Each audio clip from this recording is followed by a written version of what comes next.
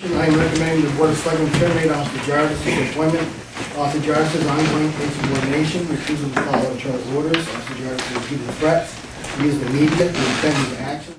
This edition of the Ridley Report is brought to you by Next 1000.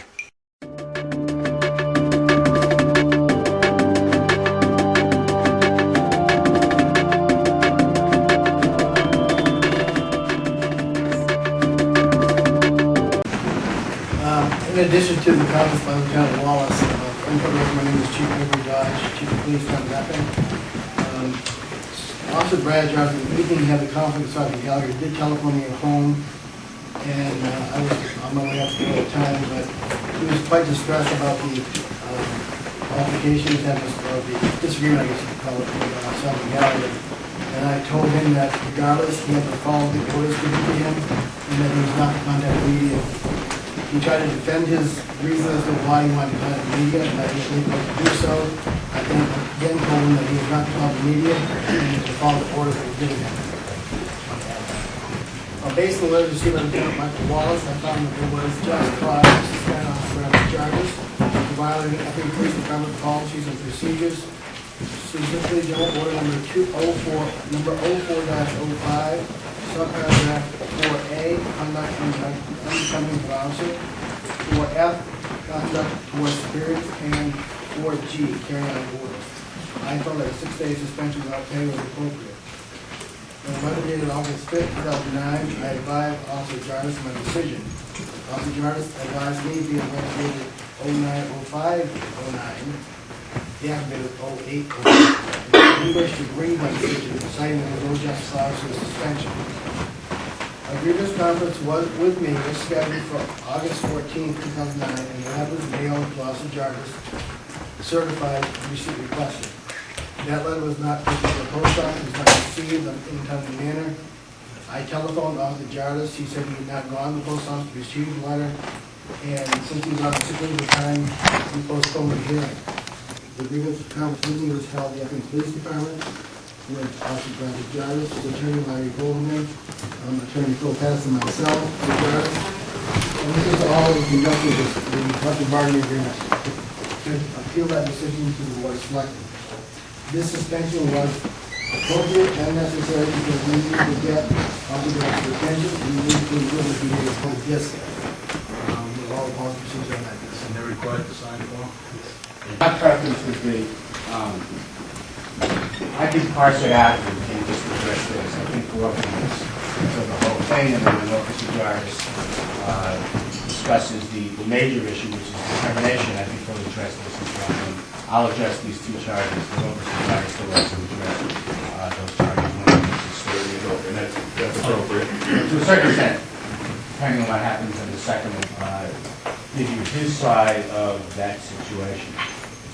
And that Sergeant Gallagher was probably just as guilty of the second conduct. I suggest to you, and obviously you could talk to Attorney Pettis, that was sent was an email from a member of a union complaining about two things.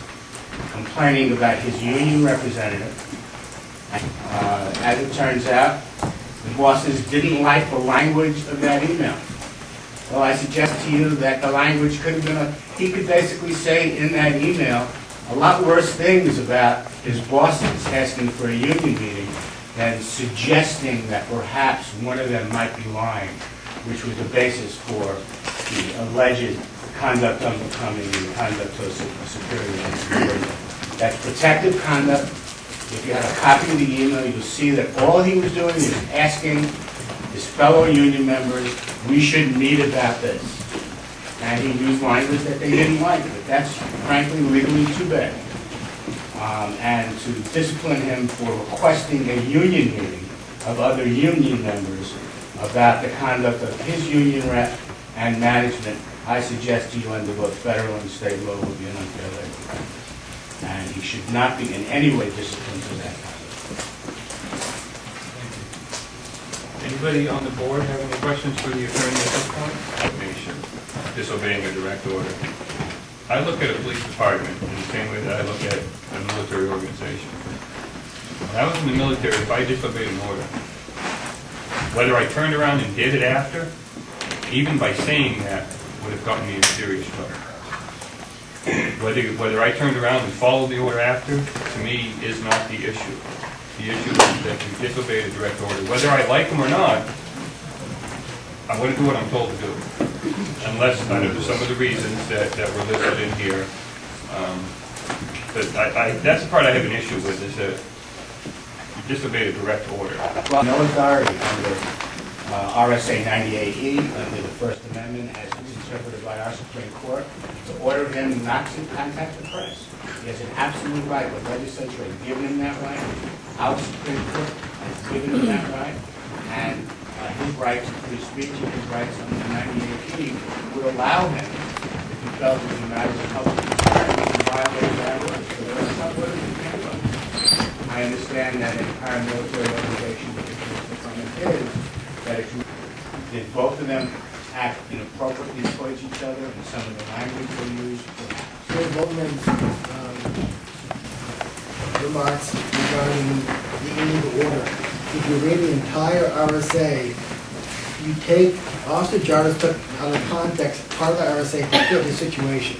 You can't. You've got to read the entire RSA and see that order was not illegal. If he was told to go commit murder, that's an illegal order. He was not told that. He was told to cease and desist. And that is a legal order. Now regarding termination. In addition, I am recommending the Board of Selectmen terminate Officer Jardis' employment pursuant to RSA 4148, which states that the board, not the police chief, has the authority to terminate a police officer's employment. I have made this recommendation to you for essentially 3 reasons. Officer Jardis' ongoing insubordination, refusal to follow internal orders, Officer Jardis' repeated threats, to use the media to defend his actions and threaten fellow officers, Officer Jardis' lack of judgment, which exposes the town to liability. Some examples, and I will try to go through these as briefly as I can. And there's a lot of paperwork here, so just allow me time to find things. I'll go back and forth. Don't be too brief, please, because you put all the details in here and we're trying to get them from you. On June 9, 2003, at 1:30 a.m., Officer Jardis went to a resident in Epping after finding a refrigerator off the front lawn with a door sill on it, went to the door, awoke the resident, and cited them for discarding a refrigerator. That, in my opinion, is poor judgment. In 2004 evaluation of Officer Jardis, it was said that Officer Jardis has problems with authority, something he did not dispute. And he openly criticizes the supervisor's internal departmental memos. In another incident at Zapa's restaurant in Epping, a fellow part-time police officer thought there were underage people being served alcohol at their establishment. Officer Jardis responded. It was a rainy evening. He wore a bright orange raincoat. He had with him a police explorer, also dressed in an orange raincoat. Without talking to the owner, he walked into the restaurant. It was full of patrons, and ID'd the entire area in which he was at. Poor judgment. 2/18/04. Received a complaint from our parents in Epping of their 17-year-old daughter receiving text messages from Officer Brad Jardis. The messages were inappropriate. I'll leave it at that. He received oral counseling, was told not to contact her in the future, and that ceased. Again, poor judgment. December 19th, 2004. He was stopped by a New Hampshire State Trooper for speeding on Spalding Turnpike. He, what we call, badged the trooper, told him the police officer that, now if you don't recognize me, he was insulted to be A, stopped, B, taking that the trooper actually ran his information.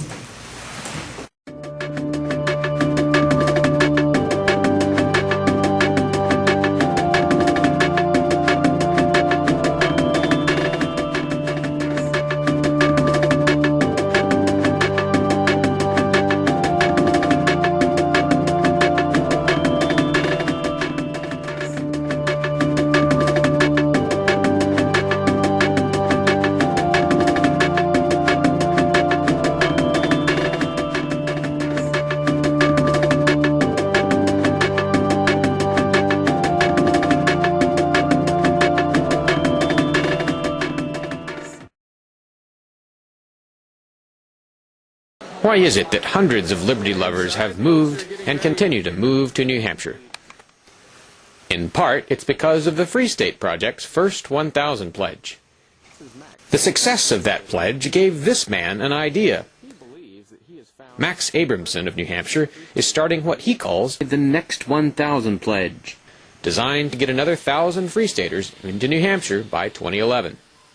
To find out more, visit pledgebank.com/next1000. Next 1,000.